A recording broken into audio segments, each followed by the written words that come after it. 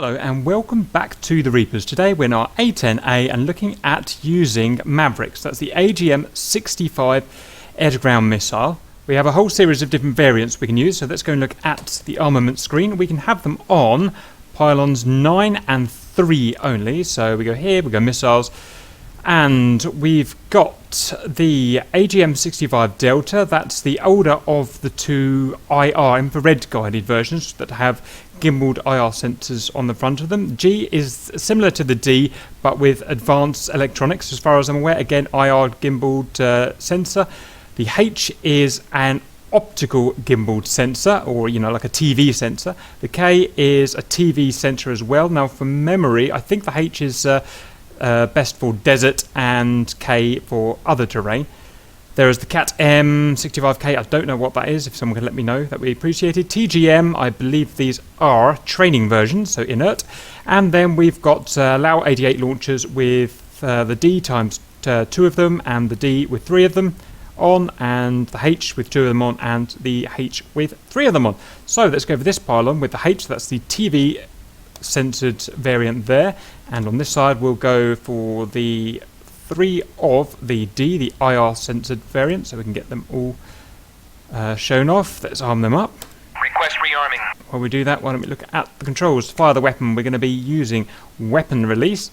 To slew the seeker head on its gimbal, we're going to be using target designated down, left, up and right. To select air to ground mode, that's there.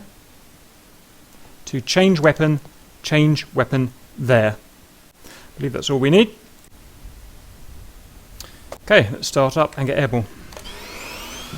Okay, I've identified some targets off the right wing. The first thing we're going to do is put ourselves in air to ground mode. And now it doesn't tell us on the HUD here which variant of the AGM we've got selected, so what we're going to do is use the TV down here, which is basically showing what the actual optical sensor or the IR sensor on the selected Maverick is showing at the moment. Just out of interest, we can see which Maverick we've got selected down here. So we've got the ones on the left, which are the H versions, I believe, the optical ones. So let's just check out a target. The symbology on the HUD where the gimbal sensor is facing is that wheeled sensor there. So we're going to point ourselves at the rough target area there. We can see that is the TV sensor. Now we're going to change weapon. Now you can see that it's changed so that the hotter objects are displayed in white. So that is the IR variant. So we'll start off with the IR variant. That is the Delta variant.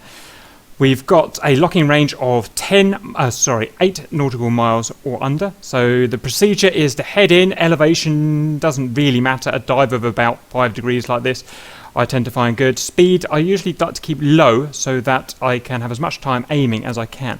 So symbology, this is where the sensor, the IR sensor on the missile, selected missile, is actually facing. We can slew that about within gimbal limits of 60 degrees in any direction.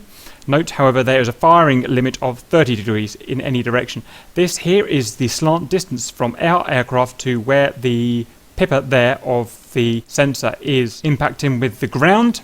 Here we've got essentially our view from the sensor itself. One thing I forgot to show you, I've just realised in here, is we can zoom the display in and out. So we've got zoom in and zoom out there.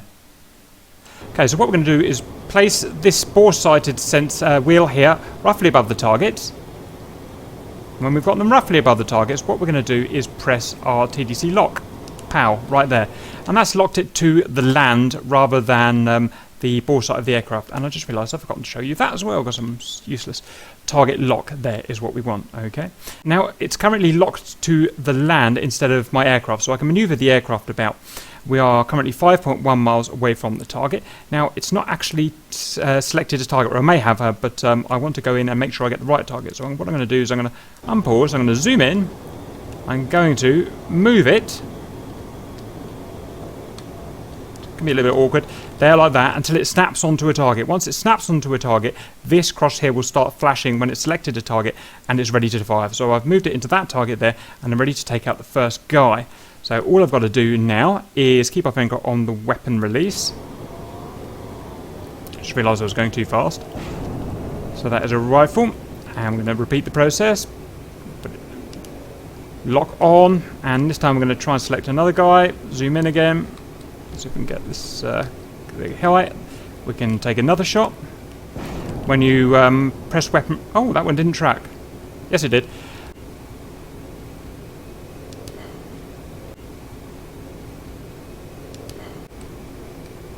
And we're going to go and try and take another one. So they're fire and forget missiles. Once you fire the missile, it will then track itself from then on. And as soon as it fires, then it transfers the screen here to the next available Maverick. And you can start locking that up and fire them in a big ripple like thus. So we should have 3 shacks there. Shack 2.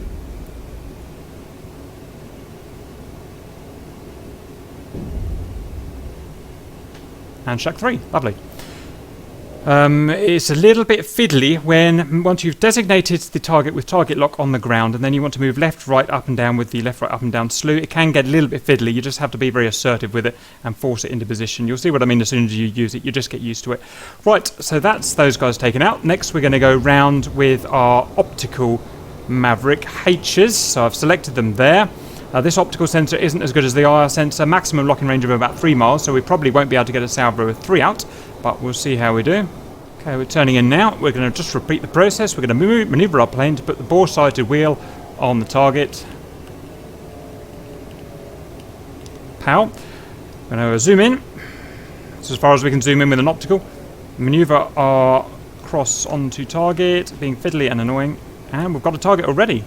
Our range is 3.3 miles. I'm just going to wait till we get in within 3 miles because that's what it says in the manual. Hold a figure on weapon release and we're firing. And repeat the process. Let's go and try and lock another one. Yeah. Come on, pick one up. Is that a dead one? No. And let's lock another one up if we can.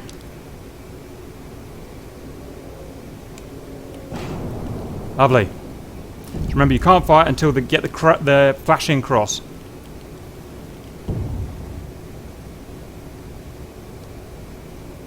That's it. Six shacks without any problem. Just to show you literally how easy they are to use. That was my first time using them ever, so as far as I'm aware. So that's all I've got to say on that. Go out and do some Mavericking. Hope that helps, and see you later.